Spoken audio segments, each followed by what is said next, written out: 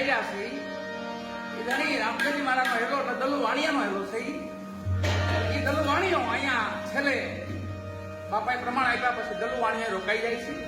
ફકીરી લીધી છે ને એમને આજે મોટી જે બે વાણી ગાઈ આપણી બાપાની જાજમ હતી અને હવે જે આ આપણે રચના ગાઈ છે બાપાનો હેલો દલુ વાણિયાનો વારે જે બાપા ગયા અને દલુ વાણિયાને પ્રમાણ જે આપેલું છે એ છે હેલો.